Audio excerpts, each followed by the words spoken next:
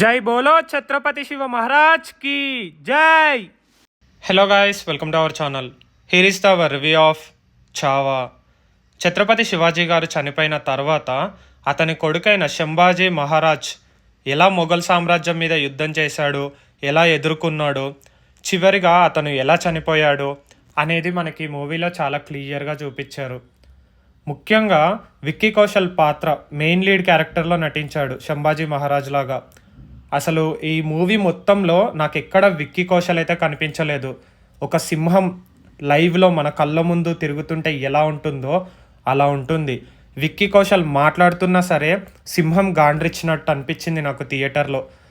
ఇది normal experience కాదు, theatrical experience అనేది మైండ్ బ్లోయింగ్ అనిపించింది నాకైతే. సినిమా స్టార్టింగే టైటిల్స్ పడేటప్పుడు బ్యాక్గ్రౌండ్ స్టోరీ అంతా మనకి చెప్తూ టైటిల్స్ పడుతుంది. సో మూవీ ఓపెనింగ్ సీనే ఛత్రపతి శివాజీ గారు చనిపోవడంతో స్టార్ట్ అవుతుంది. సో ఛత్రపతి శివాజీ గారిని అయితే మనకి సినిమాలో చూపించరు, డైరెక్ట్గా ఆయన చనిపోయాడనే వార్త. దాని తర్వాత మొఘల్ సామ్రాజ్యం ఊపిరి పీల్చుకుంటుంది అనుకునే టైంలో శంభాజీ మహాశివరాజు ఎంట్రీ, అక్కడి నుంచి సినిమా స్టార్ట్ అవుతుంది. సినిమాలో ప్రతి ఒక్క సీన్కి ఆటోమేటిక్గా గూస్ బంప్స్ క్రియేట్ అవుతూనే ఉంటాయి. ముఖ్యంగా క్లైమాక్స్ 30 మినిట్స్ నార్మల్గా కాదు, వేరే ట్రాన్స్లోకి వెళ్ళిపోతారు.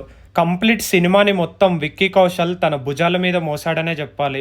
వన్ మ్యాన్ షో పర్ఫార్మెన్స్, దానికి తోడు ఏఆర్ రెహమాన్ గారి బ్యాక్గ్రౌండ్ స్కోరు ఇంకా బిగ్గెస్ట్ ప్లస్ పాయింట్ అయ్యిందనే చెప్పాలి.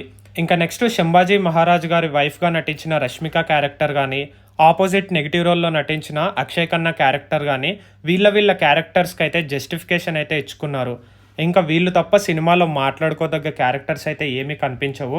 సినిమాలో ఉన్నది ఉన్నట్టుగా దింపి చూపించారు అని మాత్రం ఖచ్చితంగా చెప్పను, ఎందుకంటే కొన్ని సీన్లు అయితే పెట్టలేదు.